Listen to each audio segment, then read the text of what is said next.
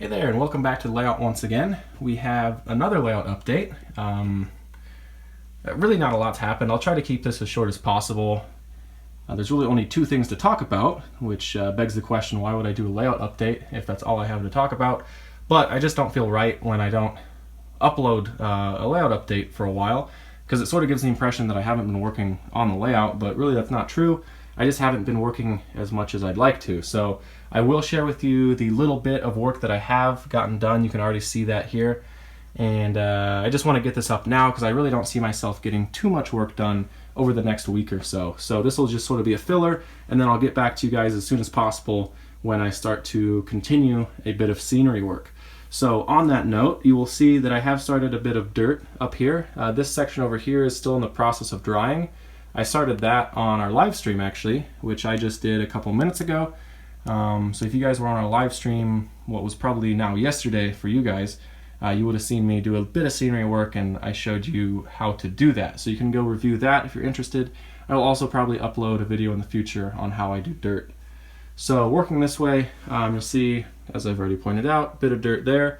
You'll also see that I've textured the rock faces here using 3M Patch Plus Primer material. And then in addition to that, I've started to paint them. But what I'm realizing now as I've started to do a bit more scenery work is that when I do the dirt and then I mist on the wet water, it tends to stain the rocks. Like you see, this section here is a little darker than the rest of it. So I don't know if I like that, which means I'll probably go back over and paint that.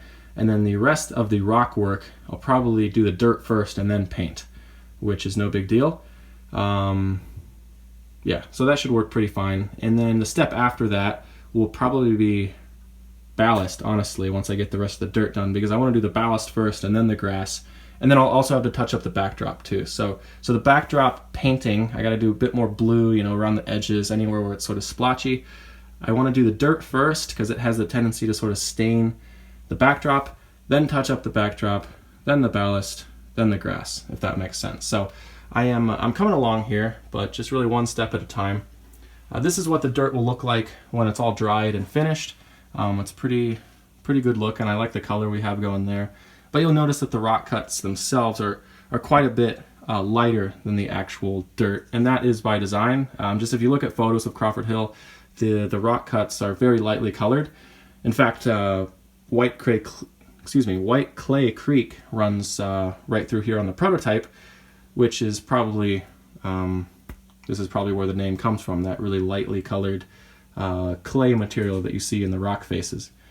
And here's a little look at some dirt that's a little further down the road in terms of completion. I've started to texture this with a bit of ballast. There'll be some grass and bushes out front here. I have some rock outcroppings over here that are starting to take shape and have been painted. More of that dirt along the backdrop. And then the reason I have that unfinished is because I haven't figured out the tunnel portal yet, which we'll talk about in just a second here. And you'll see too that I have a bit of color variation. So there's a bit of pink in there between the tracks and this little ridge here.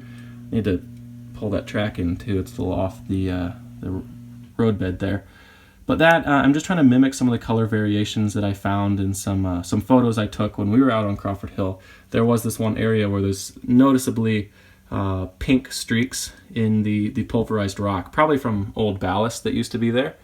And you'll see even the dirt over there is a little bit darker. There's an example where I need to come in and touch the backdrop up. And then I think the dirt down here is really starting to look good. This is sort of, once again, a little further along the steps of completion here. Here's some ballast out front that's sort of been kicked off to the wayside, and this will look really good paired with the ballast that's actually supposed to go on the tracks. And then you'll also see some tire tracks or wear patterns there that sort of sweep off the edge of the layout right there from where maintenance trucks would roll around. And you'll see it's sort of just splotchy in here. I wanted this to just sort of be a mixture of texture, but you'll see a very clear wear pattern right along the end of this little ridge here, because once again, here's another one of those access roads. You'll see where the ballast has been kicked off to the side there along the ridge. You'll see those wear patterns, particularly down there from tire tracks, and that's where all the maintenance trucks will swing off that way. And as I imagine it, this road here will meet up with this little dirt road that fits in our little ravine there. And you'll see I have some rock outcroppings there as well. So right there as well. And right now they don't look like much, but all that darker dirt that you see around it is going to be covered mostly with grass and trees. So those lighter colored rock outcroppings will really pop once the rest of the foliage is down. And there will be a nice strip of grass right down the middle of our tire tracks over in this area too, which will look pretty cool. And then the only other thing I've been working on is the tunnel over here.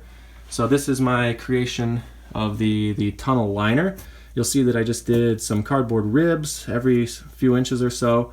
And then I hot glued some thin strips of paper to the roof to sort of get that curved contour.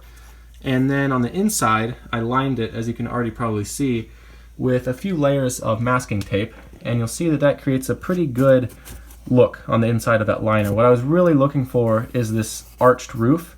And that was sort of a challenge to get, because not only do we need the curve here, but we need the curve of the liner to meet the radius of the track curvature as well. So this was sort of a challenge, but I think this is starting to look good.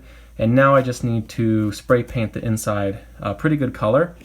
And you'll see that I have created one of the tunnel portals I need. And this was a fun little project because I did this out of cardboard once again. So very similar to the ribs you see there. I stacked 2 pieces of cardboard together, hot glued them, and then I covered all of the faces with a really thin layer of patch plus primer material, the same stuff that I'm using for our rock cuts here.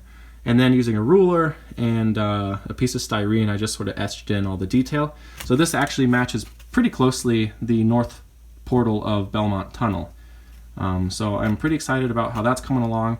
Now I just need to do the other side of Belmont Tunnel and then one more for our tunnel up there. Then I should be able to get all the dirt down that I need and then move on to the other stuff like touching up the backdrop, adding the ballast, and doing all the grass. So that is all I've been up to this week, guys. And as I said, I might not have anything to show for the next week or even the next week and a half or two, but I just wanted to show you where I'm at right now. And I really appreciate you guys watching. So as always, thanks for stopping in, stay tuned, and I will see you next time.